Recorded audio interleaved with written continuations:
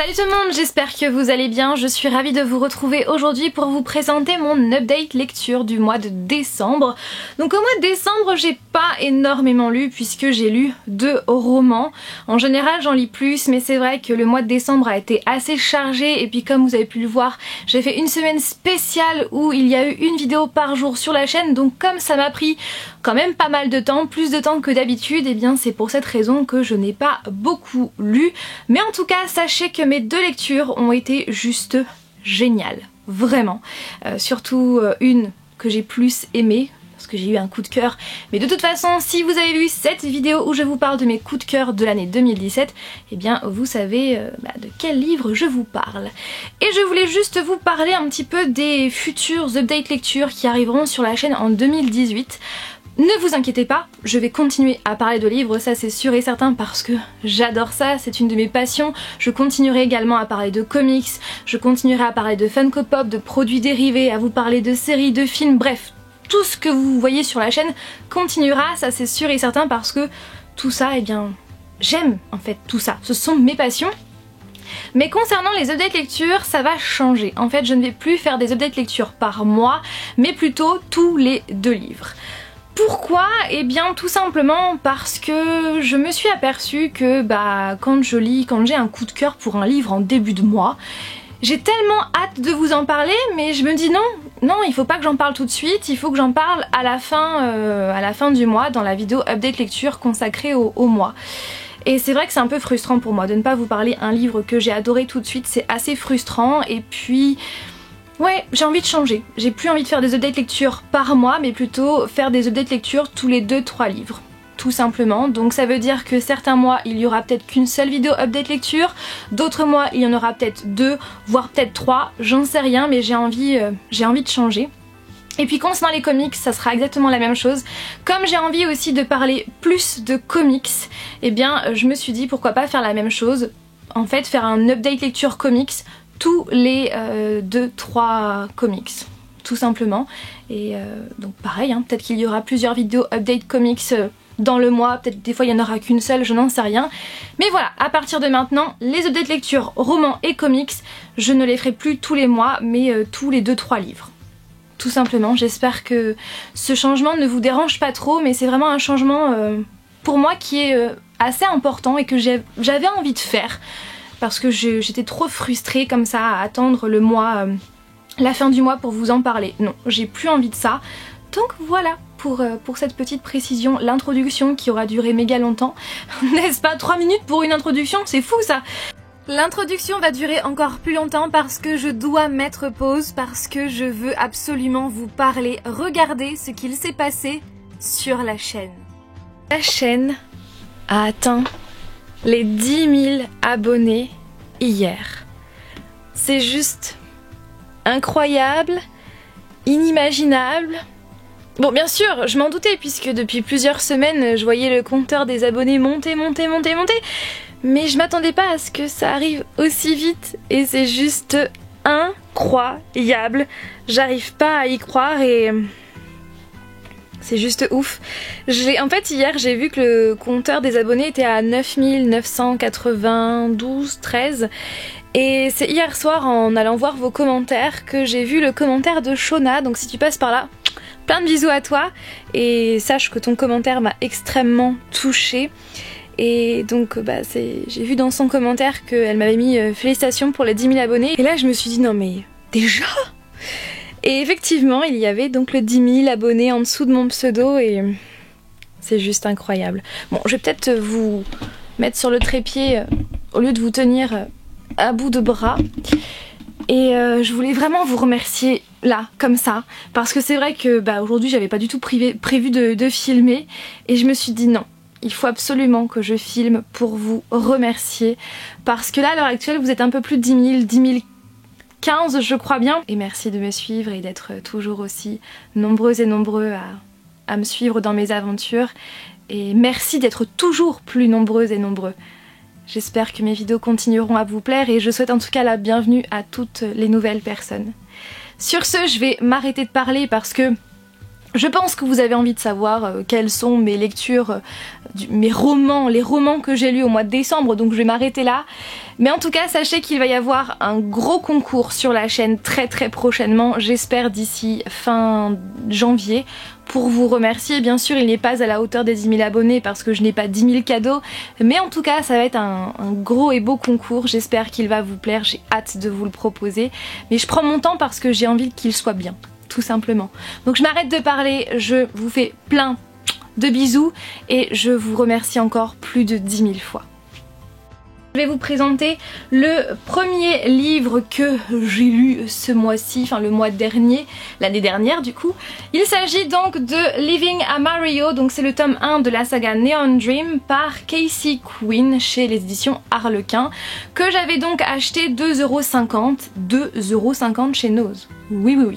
Et donc c'est l'histoire, alors par contre chez Nose, ce qui est vraiment embêtant, c'est que j'ai enlevé l'étiquette, sauf que comme c'est une couverture un peu mate, eh bien l'étiquette adhère trop et je sais pas du tout comment l'enlever. Donc si vous avez une astuce pour enlever les étiquettes, les prix sur les livres comme ça, je suis vraiment preneuse parce que ça fait pas joli. En plus c'est sur le dos et dans une bibliothèque ça fait pas super joli, voilà.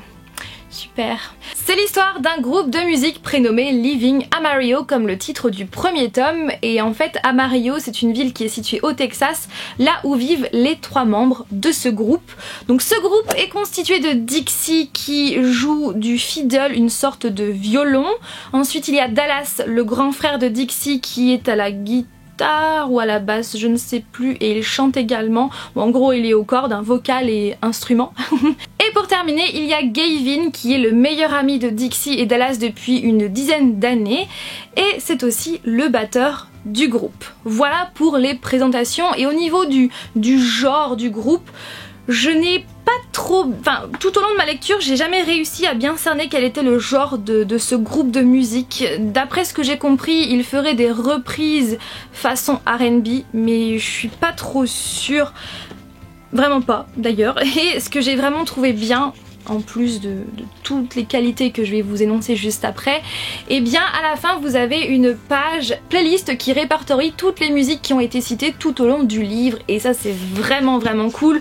Donc il y a du Adam Lambert, du Johnny Cash, Adele, Christina Perri, et il y a aussi du One Republic avec notamment Love Runs Out qui est une de mes préférées de ce groupe. Donc voilà, je trouve que c'est cool d'avoir ajouté ça à la fin de ce livre. Le premier tome est sous le point de vue de Dixie, le second est sous le point de vue de Dallas et le troisième sous le point de vue de Gavin, avec par moment le point de vue de Dixie d'après ce que j'ai pu voir en feuilletant vite fait le tome 3. Donc l'histoire vraiment de base, donc en plus d'être l'histoire d'un groupe de musique, eh bien Dixie est amoureuse de Gavin. Depuis qu'elle l'a rencontré il y a de cela 10 ans quand elle avait 9 ans, eh bien elle est amoureuse de lui. Sauf qu'elle ne sait pas si ses sentiments sont partagés, mais la seule chose qu'elle sait c'est qu'il y a une sorte de contrat d'un contrat silencieux entre Gavin et Dallas. En fait, Gavin n'a pas le droit de toucher la petite sœur de Dallas. Sous aucun prétexte, il n'a pas le droit de la toucher ni de tomber amoureux d'elle. Donc par conséquent, eh bien, elle ne peut que fantasmer sur Gavin. Voilà, il peut rien se passer entre eux.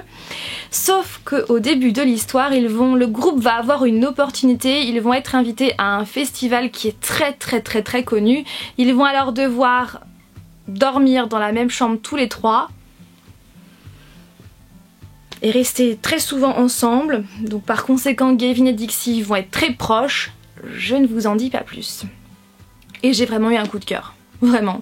J'ai eu un coup de cœur parce que c'est frais, parce que c'est... comment dire, c'est prenant, c'est addictif, parce que j'ai adoré les mots employés par l'auteur, j'ai adoré la façon de parler et de penser de Dixie. J'avais l'impression d'être elle, ou même que dans la vraie vie on aurait pu être meilleure amie quoi, c'est un truc de fou. Je trouve que, enfin, j'ai adoré le personnage de Dixie, son humour, les références aussi qu'elle a comme ça par-ci par-là. Ce sont aussi des personnages très attachants, je me suis énormément attachée à Dixie et aussi à Gavin qui... il fait partie de mes book boyfriends préférés, ça c'est préféré j'allais dire, pas du tout. Partie de mes book boyfriends préférés, tellement j'ai adoré son comportement, ses agissements, sa façon de parler, ses descriptions de comment il est décrit. Bref, mais par contre concernant Dallas, je me suis un petit peu moins accrochée à Dallas parce qu'il n'est pas beaucoup développé dans ce premier tome, mais je pense que c'est normal puisque le second tome est entièrement sous son point de vue, donc c'est pour en laisser pour le second tome, donc c'est tout à fait logique. Ensuite, ce que j'ai beaucoup aimé, c'est l'histoire, parce que ça parle aussi de groupes de musique, parce que c'est une romance d'un amour interdit, et moi j'adore les amours interdits. Et puis ça parle de concerts, ça parle de plein de choses, il y a de l'amitié, il y a les liens fraternels, il y a de l'amour, il y a aussi des liens familiaux parce qu'on parle aussi de la famille de Dixie et de Dallas, bref, il y a plein de sujets abordés dans ce roman et c'est une romance qui ne tourne pas en rond comparé à certaines romances où c'est je t'aime moi non plus, là c'est pas du tout le cas, ça ne tourne pas du tout en rond. Ce roman est ni trop rapide ni trop lent, après j'ai vu des avis sur internet de personnes qui n'avaient pas eu de coup de cœur parce que justement elles trouvaient ce roman parfois un petit peu trop lent avec des longueurs. Moi ça ne m'a pas du tout dérangé, au contraire, mais je voulais vous en parler, voilà, sachez-le. Mais c'est ça que j'ai aimé, c'est pas une romance comment dire, où ça part dans tous les sens, où ça tourne en rond, où c'est trop rapide, bref c'est pas du tout ça. Et c'est ça aussi que j'ai aimé et je l'ai lu mais tellement rapidement, c'est une lecture qui m'a rendue addict clairement. Je l'ai lu en très peu de temps et j'ai vraiment hâte de lire la suite, de voir ce qui va se passer concernant Dixie, Dallas et Gavin. De la part des éditions Brajon que je remercie encore, j'ai reçu et lu Ne me quitte pas par Marie Torjussen. C'est l'histoire d'Anna, une jeune trentenaire qui va un soir revenir d'un séminaire après une semaine il me semble de séminaire et bien évidemment, elle s'attend à voir son mari Matthew, avec qui elle vit depuis longtemps. Sauf qu'en rentrant dans leur maison, eh bien, pas une trace de Matthew. Mais vraiment pas une seule. Il n'est pas là et il n'y a plus ses affaires. Plus de photos, plus de vêtements, plus rien. Il n'y a plus les affaires de Matthew et ça va beaucoup plus loin puisque le numéro de Matthew a complètement été supprimé du téléphone de Anna, donc elle ne peut plus l'appeler. Elle ne peut pas non plus lui parler sur les réseaux sociaux puisque Matthew n'existe plus. Il n'a plus non plus son adresse mail, bref, plus aucun moyen de le joindre. Ah si, la seule chose qui reste, c'est une poignée de cheveux de Matthew.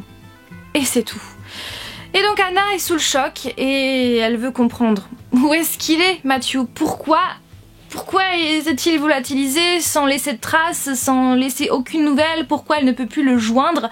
Donc à partir de là va se mettre en place une traque, voilà, elle veut comprendre, elle veut le retrouver par tous les moyens, ça va limite devenir d'ailleurs une obsession et va-t-elle garder la raison ? Ça, je ne vous en dis pas plus. C'est un excellent thriller psychologique. Après, je n'ai pas assez de recul en la matière. J'ai pas beaucoup lu de thrillers jusqu'à présent. J'en lis quasiment pas, voire pas du tout. Donc c'est vrai que j'ai pas assez de matière sur ce sujet-là. Mais en tout cas, celui-là, je l'ai trouvé vraiment excellent, vraiment très bien mené, très bien ficelé. Il m'a rendu très addictive, j'ai eu du mal à le lâcher. D'ailleurs, c'est un titre qui est bien choisi, Ne me quitte pas, j'ai eu du mal à le lâcher, ce livre. Ce livre est vraiment bien rythmé, on va de surprise en surprise, il est vraiment bourré de rebondissements et la fin, je ne m'y attendais pas du tout. D'ailleurs c'est marqué un twist final à couper le souffle, je suis tout à fait d'accord avec ça, je ne m'y attendais pas du tout. Au fil des pages, on se questionne beaucoup, on doute beaucoup, l'auteur a une imagination débordante, ça c'est sûr et certain. Et ouais, j'ai adoré ce roman et je trouve que le personnage d'Anna est vraiment un personnage vraiment complet et j'ai vraiment hâte de lire d'autres livres de cet auteur. Mais vraiment. En tout cas, ce que je peux vous dire, c'est que ce roman nous montre bien que les apparences sont parfois trompeuses, que l'habit ne fait pas le moine. Voilà ce que j'ai à vous dire. Voilà tout le monde, j'espère que ma vidéo vous a plu. Comme toujours, n'hésitez pas à réagir en commentaire, à me dire si vous avez déjà lu les livres que je vous ai présentés et si vous les avez lus, est-ce que vous les avez aimés ou pas? Ou est-ce qu'ils vous font envie si vous ne les avez pas encore lus? Je suis très curieuse. Et sur ce, je vous fais tout plein de bisous et je vous dis à mercredi prochain pour une nouvelle vidéo. Bye!